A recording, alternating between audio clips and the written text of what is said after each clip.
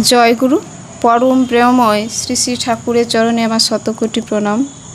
জগৎজননী বড় মার চরণে আমার শতকোটি প্রণাম। সকলকে আমার আনন্দিত জয়গুরু। আজকের ইষ্ট প্রসঙ্গ হলো ঘরে অশান্তি হচ্ছে ও বিভিন্ন সমস্যার সমাধান নিয়ে আজকের আলোচনা। একজন দাদা আচার্যদেবের নিকট নিবেদন করেন তার প্রতিবেশীরা তার সাথে প্রচণ্ড শত্রুতা করে, টিকে থাকা মুশকিল। করণীয় কি? প্রতিবেশী শত্রু না, নিজেই নিজের শত্রু। কংসের শত্রু কে ছিল?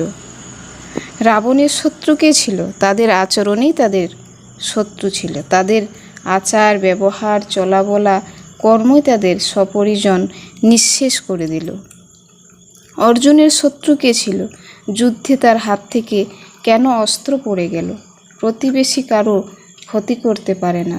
নিজের অভীষ্ট লক্ষ্যই সৎ কাজ নিয়ে ব্যস্ত থাকতে হয়। তুমিও অন্যের শত্রু হবে না, প্রতিবেশীও তোমার শত্রু হবে না। যদি প্রবৃত্তি ভূমিকম্প ঝড় মহামারী ইত্যাদি শত্রুতা না করে, তাহলে কারো হাত নেই।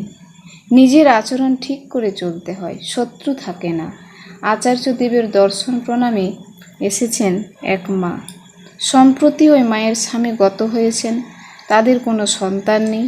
এমন অবস্থায় মাটি কাতরতার সহিত মাটি আচার্যদেবকে বলেছেন, উনি অর্থাৎ স্বামী থাকায় অনেক শক্তি পেতাম। আচার্যদেব সব শুনে বললেন, শক্তি কেউ কাউকে দেয় না, শক্তি দেনেওয়ালা একমাত্র ঠাকুর। কেউ দুদিন আগে, কেউ দুদিন পরে, এটাই জগতের নিয়ম। যুক্তিটাকে বুঝতে হয়।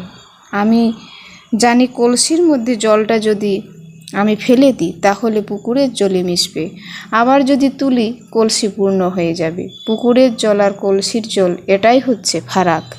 দেহটা কলসি, পুকুরটা ঈশ্বর, এটাই হচ্ছে ভাবনার পদ্ধতি। এরকম করে ভেবে এগোতে হয়, নিজেকে যুক্তিতে খাড়া করতে হয়। দিল্লি থেকে আগত এক হিন্দিভাষী দম্পতি জানালেন, তিনি তার স্বামী ঠাকুরকে নিয়ে আছেন, ভালো আছেন, কিন্তু তার ছেলে ঠাকুরকে মানতে চায় না। এই নিয়ে কথা কাটাকাটি হয় পরিবারে, অশান্তি হচ্ছে প্রায় দিন। শ্রী শ্রী আচার্যদেব বললেন, ঠাকুরের প্রতি প্রেম হলে আপনি মানবে, শাসন করে ওভাবে হবে না। আপনাকে ভালো করে মানুষের মতো মানুষ করা। বাচ্চার প্রতি মায়ের প্রেম এত কেন? মা নিজে হাতে বাচ্চার জন্য করে বলে, তাই বাচ্চাকে একটু একটু করে করাটাই শেখানো লাগে। ওই বাচ্চাটাই যখন বড় হবে, সংসার হবে, দেখবে সে তখন নিজের সন্তানের দায়িত্ব নিয়ে সব সামলাচ্ছে। তাই এখন থেকেই তাকে দিয়ে নিজের হাতে কিছু করান। যে কোনো ছোট ছোট কাজ, ঘরের কাজ, এইসব।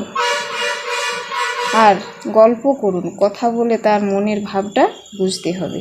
এইভাবে আস্তে আস্তে সন্তানের সাথে প্রেম হবে। শুধু শাসন করলে কি হয়? বাবা মাকে ভালোবাসলে, বাবা মা যিনি বা যাকে ভালোবাসেন তাকে ভালোবাসতে শিখবে। সাবধানে বাড়ি ফিরবেন, শরীর ভালো রাখবেন, সুযোগ সুবিধা হলে আবার চলে আসবেন। জয়গুরু। বন্দে পুরুষোত্তম।